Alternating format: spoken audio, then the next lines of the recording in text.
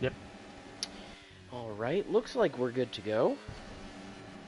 Okay, good evening, folks, ladies, gentlemen, and all in between. Welcome back for an here at Spa. Out of 15 of this season, just over the halfway point. Bit of a make or break type situation for some of these drivers along the driver who would complain about such a track. It is the last gasp at a more classic style of racing than what we may be used to these days with newer track layouts. Spa represents a callback to an older period that just nestled up here in the mountains of Spa-Francorchamps in Belgium. This track really just serves as a bastion, if nothing else, of racing for the last nearly a decade. A great track to watch a race at, a great track to drive a race at. And this is where we find ourselves here over the halfway point of the season. Joined in the booth, as always, of course, by Billy Targy. Bill, how we doing tonight? Doing all right. Looking forward to this race. Always a great spectator and driver track, as you'd mentioned. Everybody loves to drive here. Everybody loves to watch the drivers drive here. Yeah, and Uh, sorry Good. to interject. I just want to mention, like, that it's come to my attention in the past few years, but Spa has kind of just gotten itself the reputation of being like the Talladega of F1 in the sense that people come and camp out in the forest around the track. They tailgate, they bring their RVs. It's really just a different experience from a lot of the races that we do elsewhere. People travel the world over to experience a weekend in the Ardennes forest. Uh, it's brought great races over the years. A bit of a different track layout than what we used to have back in the 50s, Alex. As we went, actually, we have the name of corner 17 Blanchimont, but it used to travel through the It town was of Blanchimont a and 31 Stavelot. kilometer track, yeah. Not 31. No, no, that it was. I believe it was 8 kilometers, but Oh, okay. you'd travel through the town. It was a bit. We've done a few races over there in the Project Car on a classic spa race, and it is heralding to see what the gentlemen of years past used to do. But nonetheless, we've experienced a few tragedies here over the years here. Of course, Yeah, 2019. This as track of is recent. still dangerous. It it is a track where the speeds are high. It's the longest track on the calendar, I do believe still. Um, Speeds are high. It's about 70% throttle, which is crazy through here. Uh, Obviously, you got the Kemmel Straight and the just flat out Sector 3 of, as I mentioned, going through turn 16 and just flat out through Blanchimont, heading up to the bus stop chicane. This track is long though, but Alex, so if you make a mistake early in a lap, there's plenty of time to get that lap time back, unlike Right. in Austria Zandvoort, which we were unable to see last week. But you you make one tiny mistake there and it costs you because the lap times are so low. Here it isn't so cost critical, but you have to absolutely be perfect because if you're caught out even the littlest bit, it's a day over and it's a high impact collision as well. Yeah, those Tilkodromes, man. Racing has changed considerably in the time since this track was introduced to the calendar, but we still find ourselves here year in and year out nonetheless. In fact, Liberty Media has actually been making a bit of a push to get this worked off of the calendar in favor of more street circuits and whatnot, but the fans can't say enough good things about this track. It'll be here as long as F1 exists. Has to. Bill, you want to follow us, or you want to follow around with us for a lap with the Heredia God? Who? Oh, P7 very Ferrari yes. Heredia God? All right. Yes. So we take the source, low gear. Want to get as much speed through here. Let's see if we have the telemetry up. I gotta see this. How does he approach Rouge and Rowdy on here? No lift, obviously, in these cars now. Used Yeah, to be full a bore. bet back in the day. Stay as close as you can to the right there. Open DRS down the long Camel Straight. Sets you up for 7, 8, and 9 of Lacombe. Don't want to take too much curb, but a little bit of curb will help rotate the car. You want to keep it as much flat out as you can. Beautiful corner. Had to gas it up a bit. Hard on the brakes for 10. Turn slowly. Got to keep the wheel spin down. So we head to No Name Corner, which is a bit of ironic considering the name now. And this is one of the best corners on the F1 Yes, my calendar. favorite. My personal favorite. Pouon's just, if you get caught out there, it can drag you out, but you nail it. It carries you all the way up here to turn 13, 14, 15 now. So we get set to take Stavilo, set us up for one of the faster parts of the circuit. Easy flat through here now.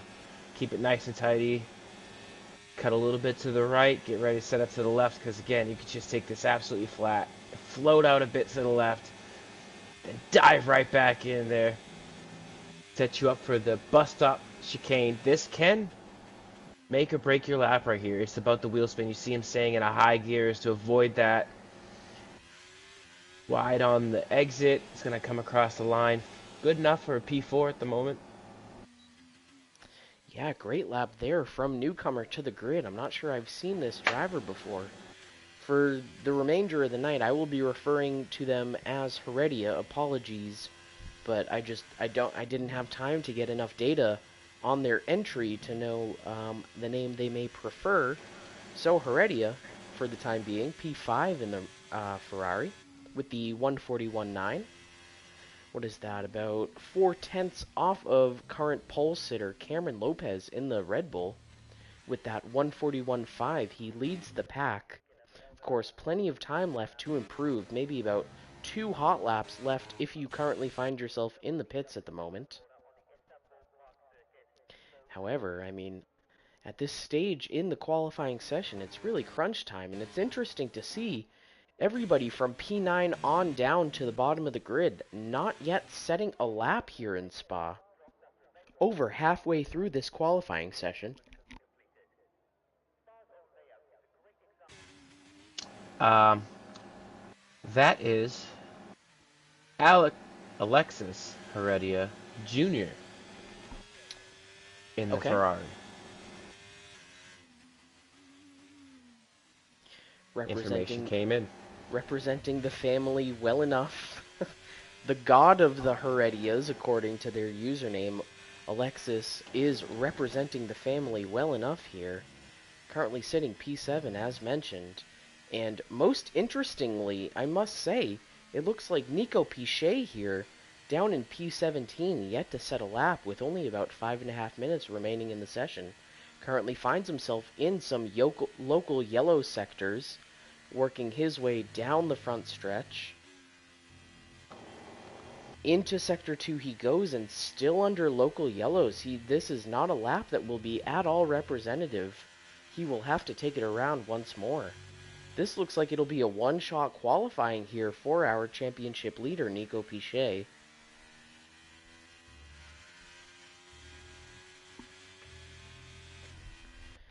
Just very interesting situation for that Ferrari to find himself in. As mentioned, I mean, as the Drivers' Championship leader, I mean, if there's anybody to find a bit of comfort out there, it's probably him. I noticed he's it says he's on PlayStation this week, normal PC player. Oh, yes, it does. Wow. Only two on the Interesting. grid, it looks like. Not participating on PlayStation, that is, of course, Jamie Cavanini, as well as Asteroid. That's George Knight. And Cameron Lopez as well. Oh, yes, I didn't see that EA badge. Yes. So, a few outliers here. All the rest, all on the same platform, which, I mean, we do not expect too much trouble from the 3 that are not on PlayStation, so I don't expect it to cause any troubles, of course, as the race progresses. Just I something to think keep an eye Pichet's on, out of though. fuel. Oh, he's going very slowly. Into the pits he ducks, and he will... Yes, this will be a one-shot qualifying here for Nico Pichet. Interesting situation for him to find himself in. Cameron Lopez still holding it down on provisional pole, about a tenth quicker than Boriyoshi. P1 and P2 respectively come race start, if all is to hold. Of course, though, that one Pichet will be interesting because, I mean, he is just on it week in and week actually chooses to show up, that is. Jackson Altman calling out the 41.1. He's calling his shot Babe Ruth style, predicting a 7/10 improvement from his current 141.8. And of course, that would be good enough to snag pole by nearly half a second if he's able to pull that off. Of course, only time will tell. Only a few drivers out on track, though. Everybody waiting for everybody else to pull the trigger, trying not to get caught up in too much traffic for their final hot lap. Yeah, they're all going to be piling out It looks really like it, soon. yep. This is the, yep. And as soon as it was mentioned, we have P3 to P6 all on their outlap. Alexis Heredia also heading back out for one more. Tyler Crabtree, Deshaun Davis also heading back out. And yeah, this is going to be if the traffic doesn't get you, something else certainly will. Cameron Lopez looking to improve from that 141.5. With the likes of Jackson Altman currently sitting P6 calling his shot in the 141.1, you'd think that Cameron would be looking to improve as well here, as I'm sure all the drivers would. But for the time being, a very interesting situation going on up front with Cameron Lopez on pole, with Boryoshi making the early retirement from P2, sitting upon his time of 141.6, only about 2/100ths of a second faster than the next fastest, P3 of George Knight. Teammate, We got though, everybody out all in a line as well. The first person to start a lap here will be Asteroid of, I believe that's George Knight. yes. And then his teammate, and then everybody's going to fall behind here. We're going to see an look at this excellent train. Look at this train through Sector 2 right now. This is really something. Just taking a look at the track map, just all those cars piling up right at the tail end of Sector 2 and now getting their way into Sector 3. This is going to be interesting one way or the other. You never know really what happens in this situation when they're all bunched up. Maybe a driver's looking to get a good tow from the driver ahead of him. However, he may end up in some dirty air that ends up canceling whatever advantage he gets out of the tow. Just a lot at play here at Spa, here on this final lap. 40 seconds remaining in this qualifying session, and it's game on. Yeah. Oh, massive lockup for George Knight.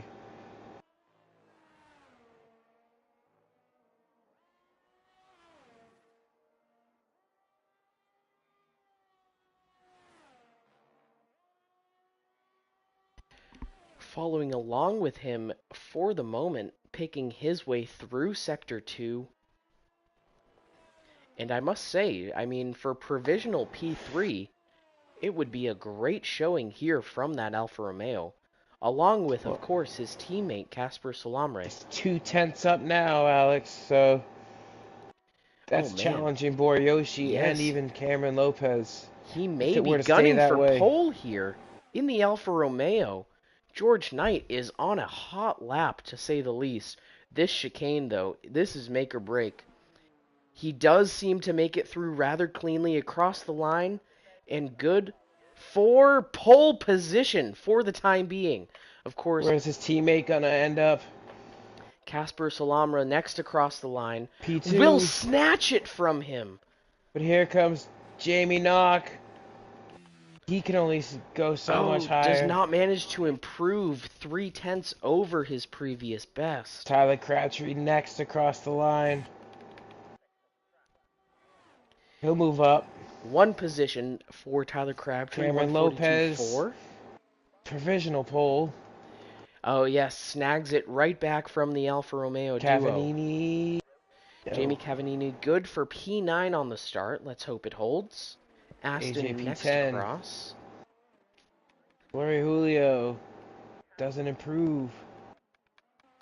Oh, and that's Aid McCarthy going wide. Jackson Altman calling his shot with the 141.1, only good for a 141.5 on that previous lap. As, of course, almost on schedule, I'm sorry for yelling, but it is Nico Pichet who comes out of basically nowhere, having only run one, I'm sorry, hot lap. Nico Pichet onto pole position, the only driver into the 140s with the 148, just comes right out of nowhere, had not set a hot lap in the time beforehand. Just a one-shot qualifying for the Ferrari, and he certainly makes it count. That will be pole position for Nico Pichet. Jackson Altman, shout out. I mean, we were waiting for it, and we didn't think it wasn't going to happen. 141.1, certainly attainable, seeing that Pichet grabbed the 148. But, unfortunate there for the Red Bull driver. He will be starting P6 as a result, having had Mikey de Jong and Nico Pichet pip 2 spots from him, had ended the lap in P4 when he did, but got bumped down because of a few people finishing behind or in front of him, I'm sorry. So it will be Nico Pichet and Cameron Lopez alongside one another on P1 and P2. Casper Salamre with the P3 start alongside his teammate George Knight. Greatest start of the season thus far for those Alfa Romeos. Mikey de Jong and Jackson Altman will take up row 3, I'm sorry, with I believe that was Matt Stotts in P7 starting from row 4. Believe that is also his best start of the season thus far. Don't believe he's cracked the top 5 yet. So it looks like we are all set and ready to go here in Spa. And as mentioned, we're in for a good one. Not expecting too much trouble as far as safeties and incidents are concerned. I'll be totally honest with you. This is a track that every driver on the grid should be plenty enough familiar with. I mean, plenty of different series that they have raced, plenty of different divisions and classifications of racing of cars that they have experienced on this track. So I'm not expecting anything too crazy. Of course, we may have the off chance of cars coming together here or there, but as far as the track posing any actual risk to the drivers, this is one of those tracks that's kind of on the lower end of something like that happening. Of course, it's very technical, and you need to really be on it to be able to have a good lap. But you don't need to be on it to not crash out necessarily, you know? Like, you can be slow around Spa and that's fine, but you're not necessarily going to find yourself in a heap of trouble any given week.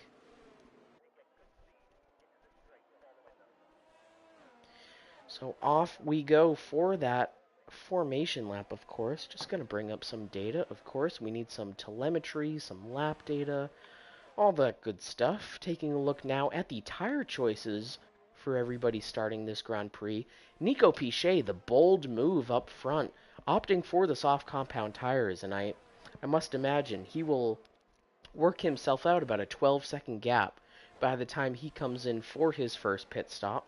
P2 to P5 behind him, Cameron Lopez, Casper Salamra, George Knight, and Mikey de Jong all opting for the hard compound tires, with Jackson Altman looking to make a bit of a position makeup here at the beginning, opting also for the soft compound tires. He'll be looking to take advantage of everybody in front of him besides Pichet running on those hard compound tires. Mediums it will be, though, for Matthew Stotts, who will start P7 alongside Boryoshi. Hard tires for Jamie Knock. Medium tires for Alexis Heredia. Jamie Cavanini opting for the hards as well, maybe looking to stick it out, take it long here. Maybe some points in the mix for that driver starting P11 at the moment. Tyler Crabtree, AJ Knickel will get the best of one another on those mediums. Ayrton Frederick opting for the hard compound as well from P14. And then softs for both Deshaun Davis and the car that doesn't exist. P16. Julius Dooku starting on the mediums, softs for Aiden McCarthy, and then mediums as well for Proxy. Oh my god. The only name on the grid I've forgotten. I apologize so much, Proxy. It's on the tip of my tongue. Oh, is that... Oh, I know it. It's gonna hit me at some point in the race, Proxy, don't you worry. I'll be using your government soon enough. But for the time being, of course, Nico Pichet lining up in that first spot.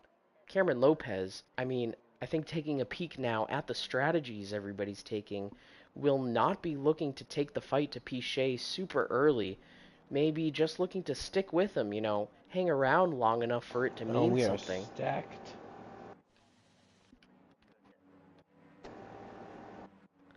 Trying to see who I can get the best view of the start by spectating. It looks like it might be...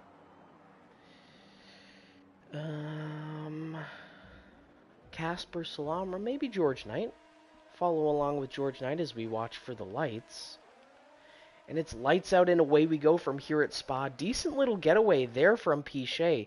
However, Lopez holding off the early attack from Casper Salamra, looking to make a move early enough, did not manage to.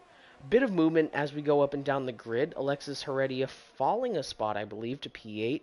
Matt Stotts making one up. Oh no, Matt Stotts losing 2 spots, actually. I'm sorry, the McLaren dropping off the start. Mikey de Jong already making his way around George Knight for P5. Bit of movement as we go further down the grid. Jamie Knock getting the best of Matthew Stotts. Matt Stotts losing 3 positions already just off the start of this race. Jamie Knock up into P9 as a result. And it looks like there is a ghost car on the track. Yep. That's a Special William. Decent getaway, though. Not much happening in the race start. However, Nico Piché, look at that. Already building out nearly a 1.5-second lead over Cameron Lopez, who's getting the pressure from teammate Jackson Altman, making up, what is that, 5 positions? Just in the first 3 or 4 corners or so. Jackson Altman from P6 to P2 on the hard compound tire, or on the soft compound tires, I'm sorry, with everybody else immediately behind him. In front of him come the race start, now behind him, on those hard compound tires. Wow, and that's how you want to do Ayrton it. Fredericks had a spin. Oh, maybe tires a bit cold there for the Aston. To the back of the grid, he'll go. Local cautions out. Is that a VSC?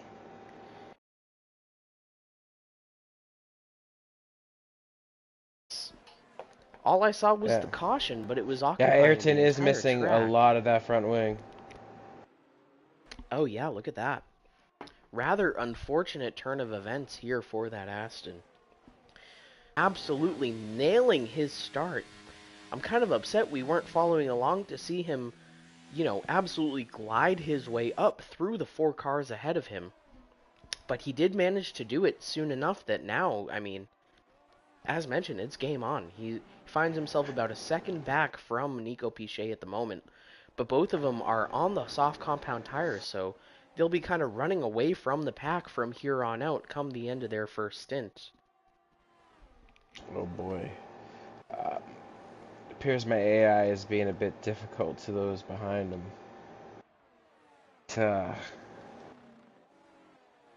Is unfortunate. Oh man, and this is why triangle is the most underrated button on the PlayStation controller. Want to make sure you tap that if you are one of us when you join the F1 Apologies, lobby. I got kids and very distracting things. Life It's just, do be it happening. happens. Yeah. Well, Jackson doing what he can to cut into that lead that Nico Piché managed to build out over teammate Cameron Lopez through the first half a lap or so. Lead was about 1.3 seconds for Piché, now down about half a second to 0.8.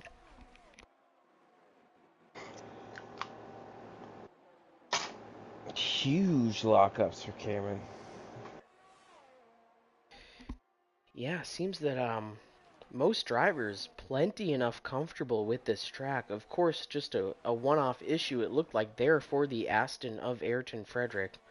But everybody else kind of hanging with it, and must be said, not too many gaps on the grid that are higher than about half a second or so.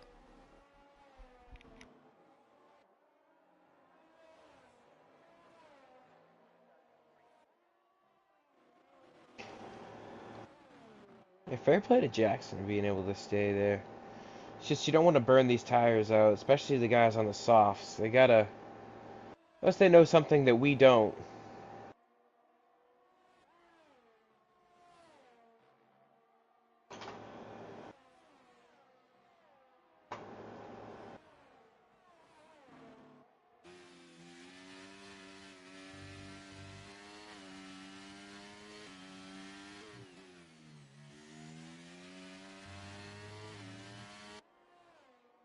Alright.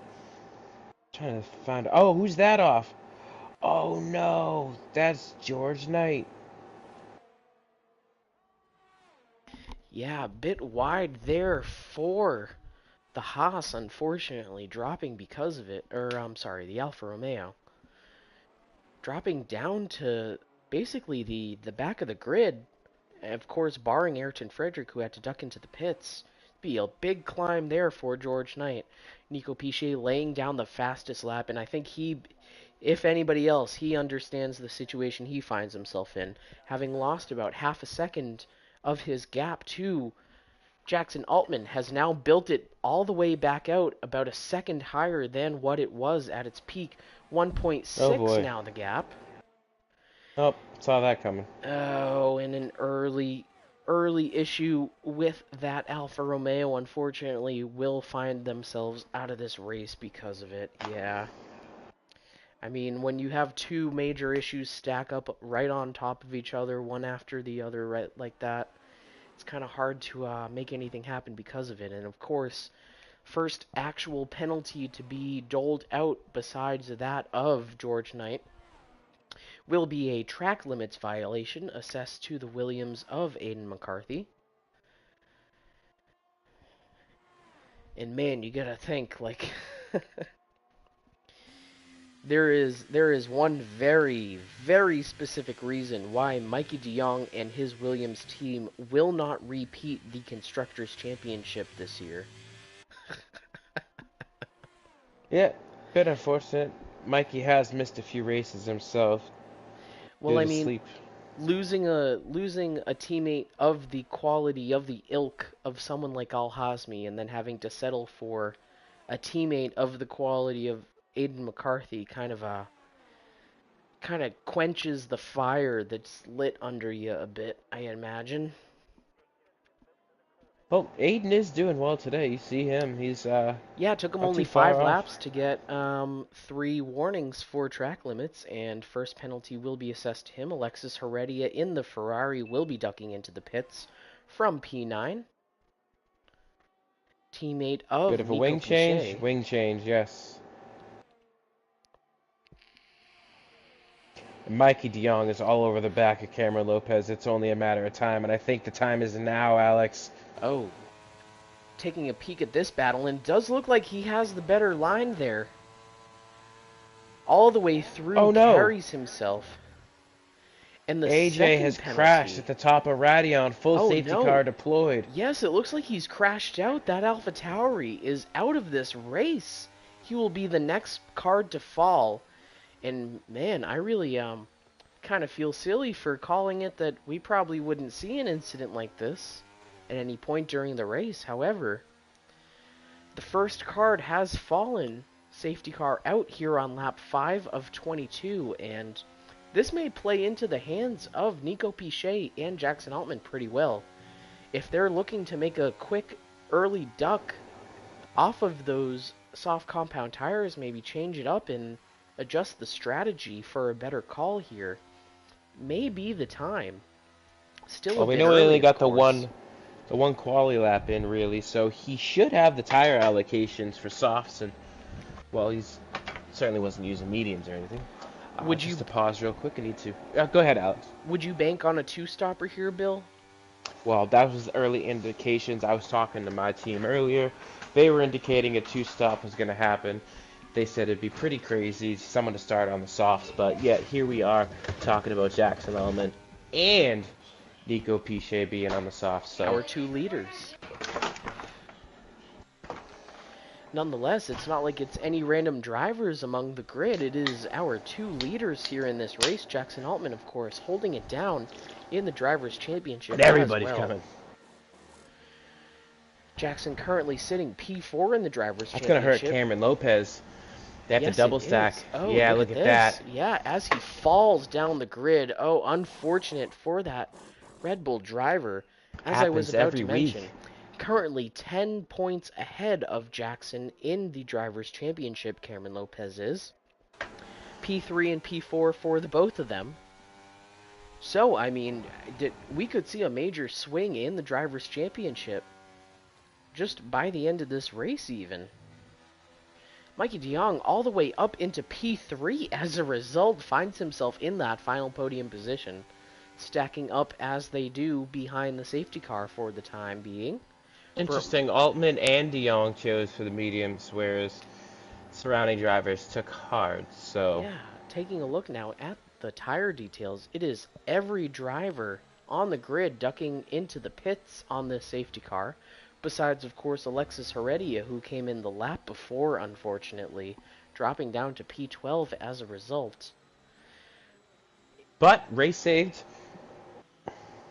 Now, this Someone is an say George interesting Knight could have been call. saved by this call as well. He'd be right back in it to be able to claw back some points, but nope. Do you believe, Bill? I mean, Nico Pichet opting for the hard compound tires here on lap 6. Do you think he's planning to take them to the end, or is he too stopping for another set of softs later? I think they have the ability to eke it out to the end here. I've seen. Oh, excuse me. I've seen tires go a long way, but obviously, if there's another safety car or incident, any opportunity presents itself, whether it be a gap, I'm sure they'll come in, just take a set of mediums, or maybe a set of softs if they still got one to the end of the race. But I think, honestly, given the fact that they had the confidence to start on those softs, they probably have the confidence to take the hards a fair bit of distance. Yeah, makes total sense. And it would only be 17 laps here, so 17 still, laps around one of the longest tracks on the calendar, though, should be noted. High-speed corners. Looks like we are just about stacked up. However, I don't think we will get another lap. We were not stacked up soon enough for the safety car to be able to come in on this lap. Yes, as Bill mentions. We will be getting going once again for lap 8, it looks like. Mikey de Jong just kind of voicing his his displeasure, I'm sorry, with the pace of the safety car. Getting up alongside Jackson Altman for a moment, just kind of being like, mate, are you seeing this? Burt Mylander, though, should be mentioned. I mean, as we know, week in and week out, driving the absolute balls off of that AMG. Can't ask for a better man behind the wheel. No, dude's an absolute legend. For as slow as the actual drivers feel they're going, and for as cold as they feel their tires are getting, that man's on the limit. Of course, it needs to be mentioned every time. Like, that safety car is driving to its absolute limit. And Burt Mylander is keeping it just within that range of not spinning out on any given corner. Being, of course... Ayrton James opting to go back into the pit and take a set of mediums now. Oh, yeah, it looks like it. On this go-around specifically, second lap behind the safety car, he ducks in, rejoins the back of the pack just about now, though, so we should be good to get going nonetheless.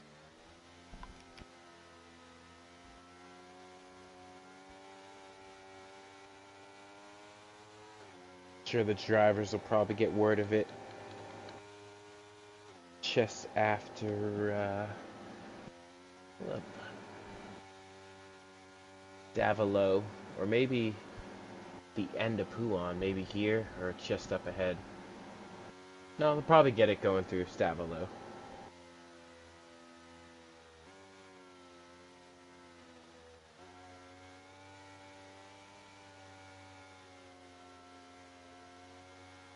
Light should go off any second.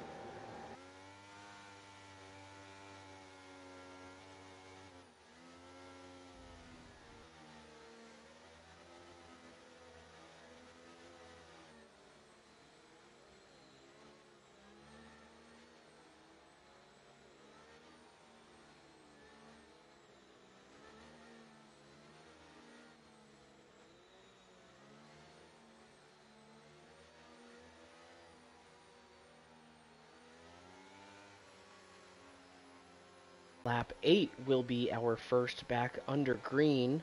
Burt Mylander making his way back onto pit road now. Weaving for a little bit more warmth on those tires. However, trying to fake out more than anything. And he kind of caught Mikey de Jong napping just a slight bit. Not enough for it to really mean something. Jackson Altman was all over it, though. Did not bite the bait any bit. Still all over the rear of that Ferrari, and this is the best chance for Jackson Altman to really make his race count. Of course, having to work his way up from P6 at the race start, he found himself over a second and a half behind Nico Pichet before he even had a chance to do anything about it. But now, he is charging hard. Mikey de Jong, though, straight up the middle of the both of them. Oh my goodness, what a move there from the Williams, taking the inside line defensively through here. Oh my goodness, that got me going, brother, I must say. Mikey de Jong now into the lead of this Grand Prix. And that was epic. What a move. oh, apologies. I mean, just a volume warning. Oh, just do not post-mortem. apologize. Volume warning and volume apology for all those who may be listening. I believe the That was headphone just- warning comes too late, my friend. A post-mortem, if you will, of the move. Mikey de Jong, now, of course, as we know, such a skilled defensive driver. I mean, this is really... Oh! This Aiden McCarthy is out of this race. Oh, yes, the Williams, the teammate of the leader of this race, has found his way out of it. Oh, in a bit of a Sergeant Albon type situation.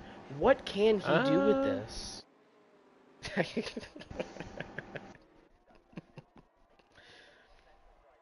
Oh my goodness, just a masterclass move, though, from the both of them. Of course, it would be expected that Jackson would try to make that run on Mikey come the straight, for Jackson to make the run on Nico at the straight, but for Mikey to read the situation, to know where Jackson would try to make his move, and to just insert himself into the conversation as firmly as he did, has certainly paid off. And it was a fabulous move. Jackson now looking up the inside of Mikey. Mikey kind of understanding, not looking to push it too hard.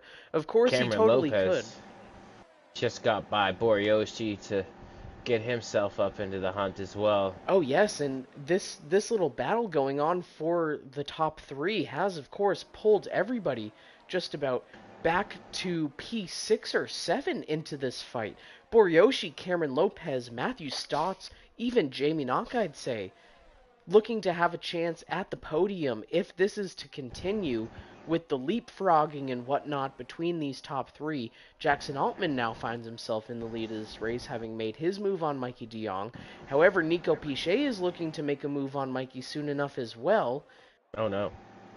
Oh, next penalty being assessed here. Track limits violation to Tyler Crabtree, P9. Oh, and he's got plenty of trouble on his tail end as well. Tyler Crabtree creating a bit of a train, with Alexis Heredia finally making the move up to P9. Julius Dooku's going to be looking to do the same soon enough, and I think Jamie Cavanini as well. Maybe not. Okay.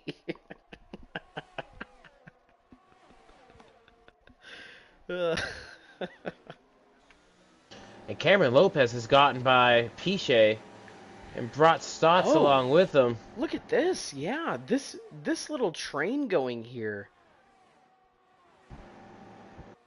Gaps all very manageable. I mean, even Cameron Lopez looking like he's But here comes Pichet. breezing his way past the Red Bull of Cameron Lopez. Back up into P3 he goes, and this is just a game of leapfrog. All of these drivers from P1 back to like P6 or so are just going to be playing leapfrog from here on out. This is really interesting. Strategy, I feel, is the only thing that's going to come into play, as, of course, as mentioned at the top of the broadcast, I mean, Spa just being a track where everybody has plenty of experience. Really, all it comes down to is racecraft and nothing else, because you have the offhand incidents and scenarios where you have a VSC come out, but nothing really going on where things are called into question to such a degree where you have to take a, long look at how each driver is doing. Everything just plays out for itself. As we see the next penalty being assessed here to Julius Dooku. Track limits Oh, here violation for comes him. Jamie Knock, gets by Matthew Stotts up into P6. Trying to bring Casper with him. The switchback, oh, I don't know. Yeah, it Oh, just it's doesn't have close. the... Not quite enough, though. Looking up Oh, the but... inside, though, alongside the McLaren, Stott's backing out, just not really looking to take the fight to Casper Well, Salama whoever's right behind there. at the top of this hill is going to benefit greatly.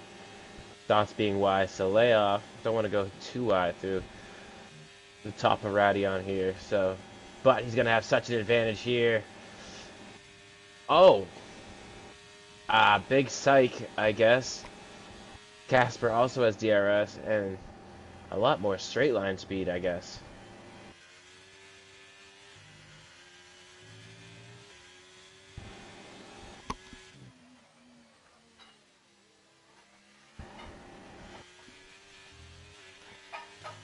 This is Man, what I look forward to seeing, Alex. Top 4 just all line astern. The top 5 all within a second. Boryoshi just slipping out of DRS range. But pulling himself back in. As long as these guys battle, it could pull more and more cars into the fray. Jamie Knock. No one is... The biggest gap we have between the top 8 is between P9 and P8. Everybody else under a second.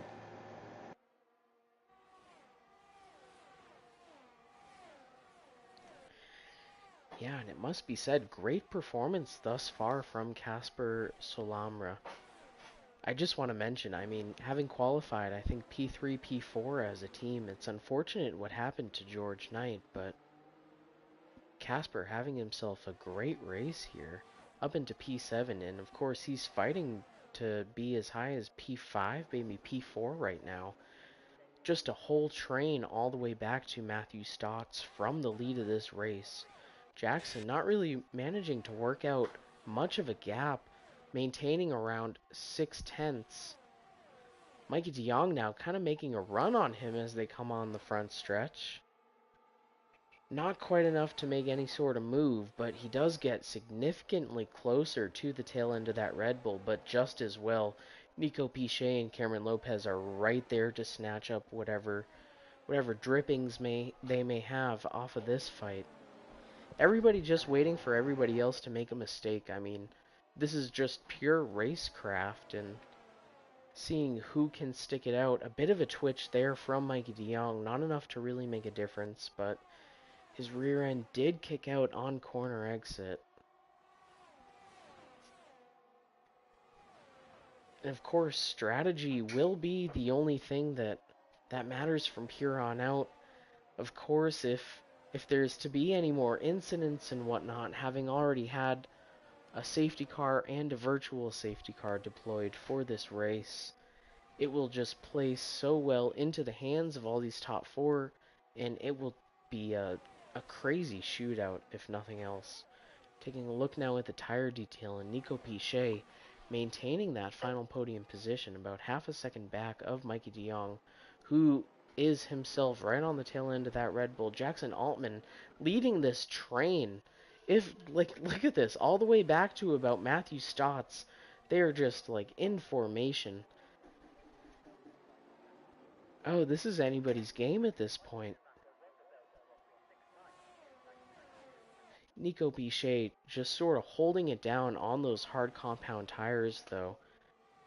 Yeah, he can wait it out. Yeah, like that's what I'm looking at. Boryoshi as well, currently P5. He's not out of this by any means. Sticking right with all this that's going on as Mikey DeYoung makes his move. Leapfrog happens once again here on lap 13.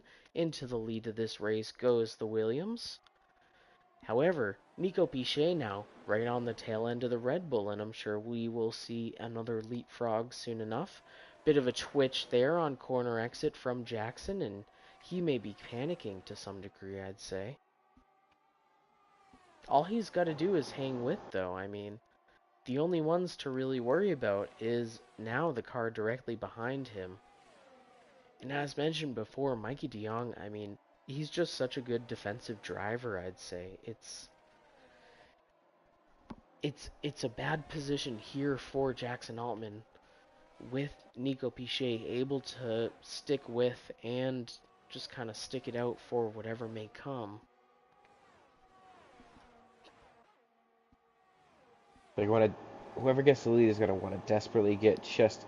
If they can get past that 1 second up through the Kemmel Straight, they'd be good.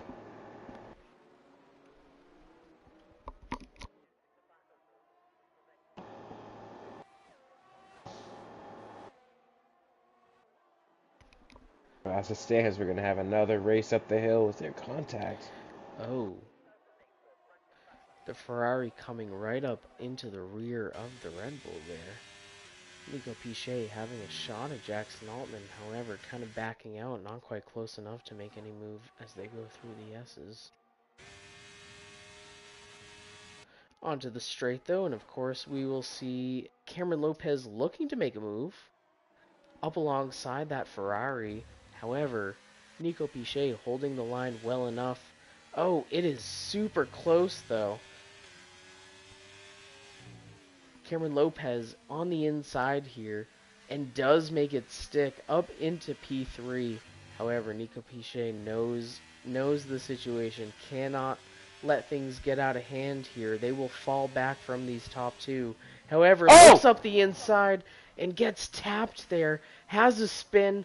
Oh my goodness, yellows are out for him in that local sector, but he's back on track into P7. Oh, and it was just an unfortunate tap there.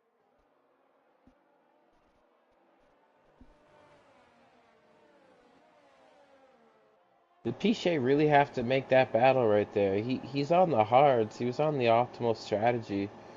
I was on his T-cam for it, so, I mean, it just, I would say that he was being given plenty of space. It's hard to say if there's any fault to be assessed there. They were just... Oh no, I'm not blaming him. I'm just saying, like, why put yourself in a position, like you're on a completely different strategy than these guys, and you could just follow behind for a little bit. I'm not saying it's his or Cameron's fault. I couldn't really tell there. It's more of the why put yourself in a situation maybe for that to happen. But at the same time, you built yourself such a nice little lead that you can take those risks because you have the word I'm looking for, insurances behind it. Yeah.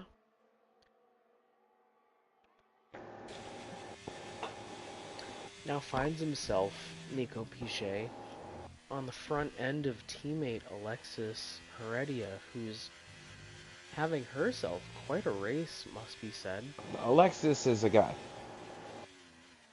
Having himself Hence the quite junior. a race. But Jamie Knock finds himself P3 right now, so there is that. Just up through the fray goes the Alpine. That is kind of impressive, must be said. Matthew Stotts was the tail end of this train. Everybody from the lead back to P7 was Matt Stotts at the time, but given the incident happening between both the Red Bull and the Ferrari, I mean, a lot of advancements here, a lot of getting out of the way, I imagine, that has resulted in Boryoshi fighting for a podium position here on lap 15, as well as Matthew Stotts very well back into this fight. Jamie Knock, however, the biggest earner, taking a look now, why don't we, at the position changes, and it's Jackson Altman leading this race, playing leapfrog a bit with Mikey de Jong, who's the big earner, I'd say, but behind Jackson, it's got to be Jamie Knock. Look at that. Up from P9 to P3 for the moment.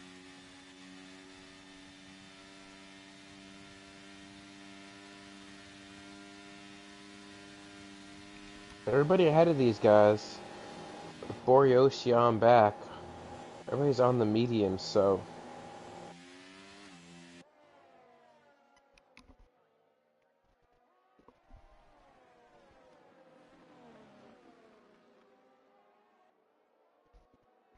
It's a tight little battle here, though, for that final podium spot.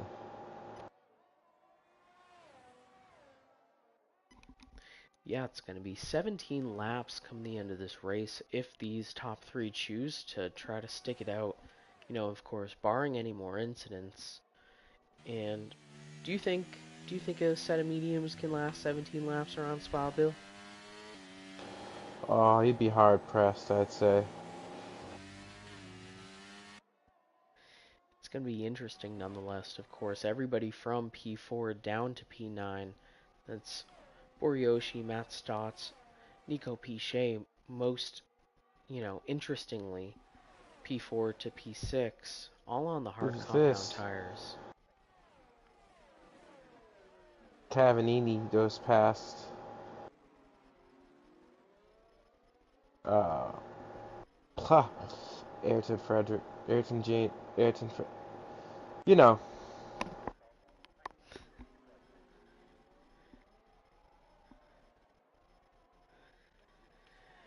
Oh, and it's just kind of a unfortunate situation there for the second Red Bull of Cameron Lopez. Of course, fighting there with Nico Hey, he Pichet. went in, he put on soft, so he's looking to go on a flyer here. Maybe get it into the points, get himself at least 1 point, see what those softs can do. And Pichet's, he was gaining, but it's really going to depend on how these people's tires here in the top five, if they feel a huge sense of fall off.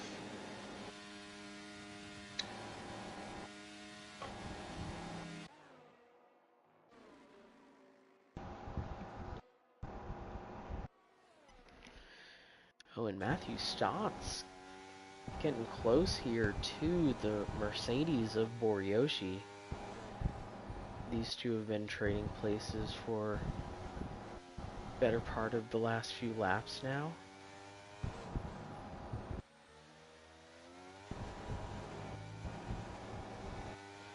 Currently battling for P4. However, Jamie Knock in P3 is right there with them as well. Everybody's just kind of hanging with. However, it's about 4.5 seconds from Mikey DeYoung in P2 back to Jamie Knox. So the front two as well just playing their own little bit of leapfrog here recently. Oh, and who's that goes in first? Jamie Knock, who's going to pit. Oh, and that's an interesting call here for the Alpine. Of course, on those medium compound tires, just sort of trying to make some type of undercut work here. I would imagine opting for the softs. Be silly to choose anything else at this point, and of course it is the soft compound that Jamie Knock is onto. Racing Here comes from Matthew Stotts. does make the move up the inside of Boryoshi into P3, and it's game on for these two.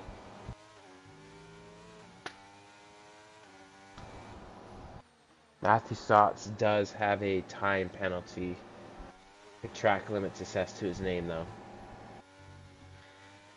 Oh, and another one coming across here, this time for Deshaun Davis, and that will be for track limits violation. Another 3 seconds added, I believe, to 3 already? Yeah. Oh no, first penalty it looks like.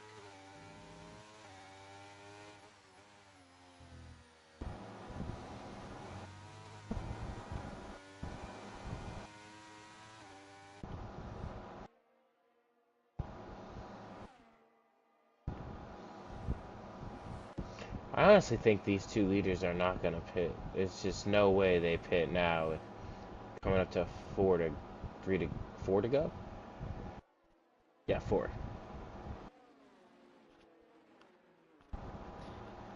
Mikey DeYoung all over Jackson Altman here for the last couple laps, and just kind of letting him know he's there, not really keen At this on point, if you're making any Mikey, you type of might want to. move. It might be advantageous, Alex, to just sit behind and wait till right here on the final lap of the race to just get everything. We'll see how Mikey plays it. Is Mikey? Yep, classic. He's just gonna let that Red Bull stay right out in front. You saw him burp the throttle there. These gentlemen might be driving around at 270 plus kilometers an hour, but they're also playing chess.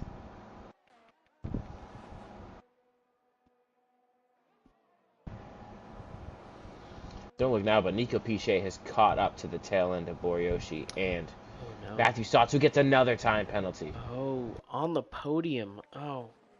Did Yeah, Matthew the podium Stotts is already long have gone one? now for Matthew Stotts, barring any crazy Yeah, that's circumstances. 6 seconds that he's currently sitting upon come the end of this race.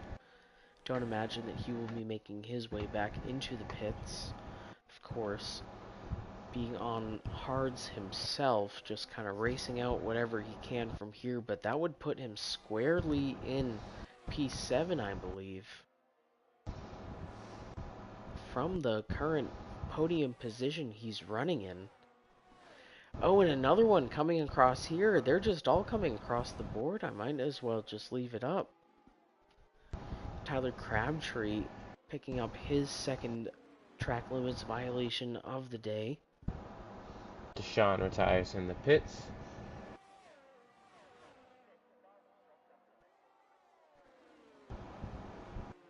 Yeah, Mikey's put himself in a beautiful position here. This is all gonna... You will see a last lap pass, Alex, and you will see it on the Kemmel straight here.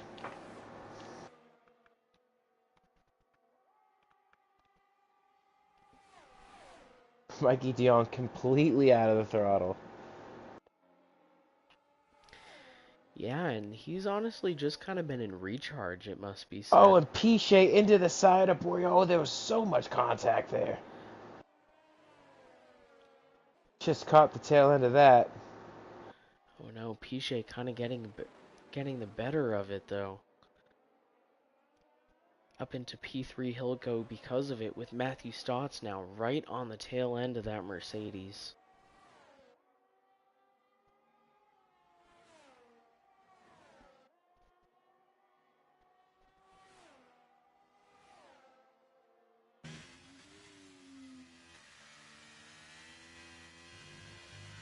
Yeah, Nico Pichet is kind of off and running.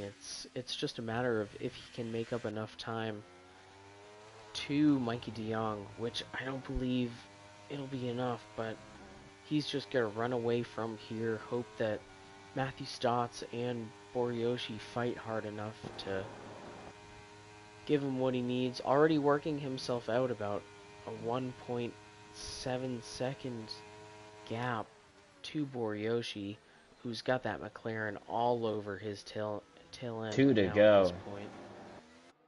Yeah, if you're Jackson Altman, you just maybe, just maybe, It's hammer time. you pull over to the side here. Jackson, You pull over, let Mikey go by, and just take the lid off of the strategy. I mean, not doing too bad himself on the ERS charge. About half a charge's worth of battery remaining there for the Red Bull. Have you seen Mikey's? However, Mikey de Jong, of course, sitting upon the full charge, understanding the situation by some measure, must be said. If we could see the move coming and the way it's going to play out here in the booth, Alex, I'm sure that Jackson Altman knows. That's why sorry, it's driver mindset. I would have seen the games coming and just along the Kemmel Straight, just kind of, or somewhere here, just drift a bit wide, force Mikey to go by. Give yourself that opportunity. It's hard to do as a racer. You can't. There's no giving ground to your competitor. Tyler Crabtree making the move there. Oh no, that's Ayrton Frederick who's gone around, but all eyes got to be up front here because we know what's coming. Even Jackson Altman not even getting into 8th gear, just doing everything he can to try and back him up.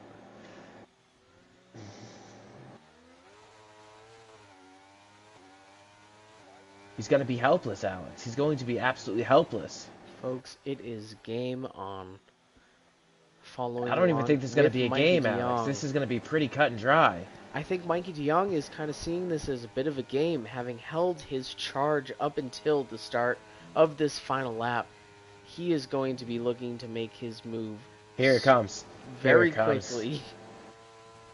Oh, he's well into the draft, and now with plenty of overtake to be used, he does make the move up into the lead here at Spa.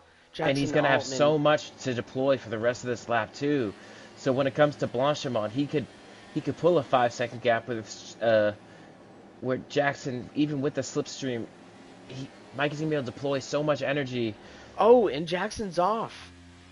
Oh, that is. He's threw an advertising board on the side of the track as well.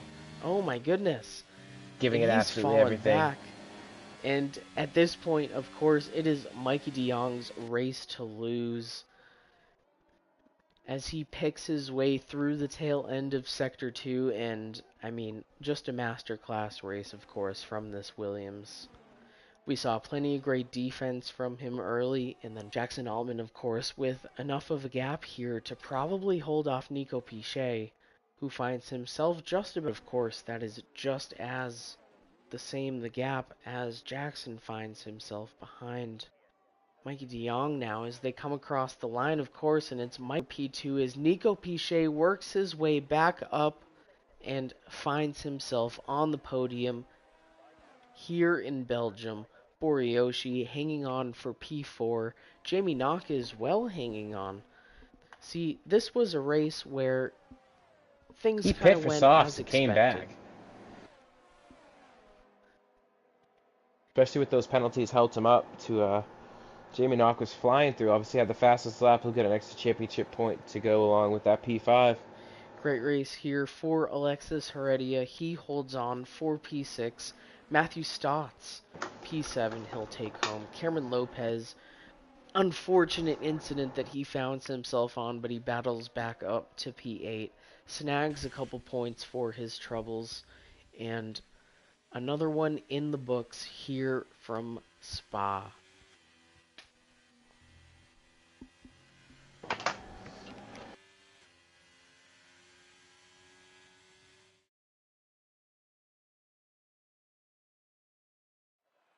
Obviously, he's just going to have to wait for the gentleman to join the booth.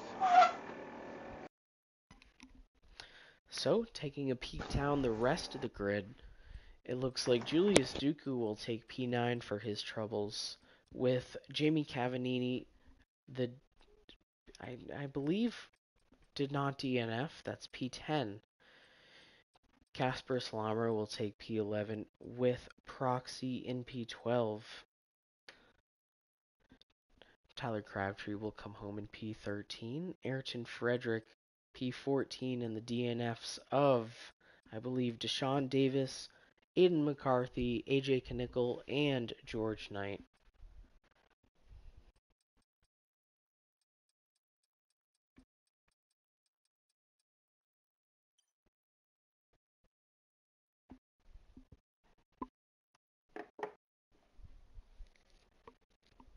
Have we had anybody join the Hello. festivities? Oh, we have. All right. Waiting for Jackson Altman.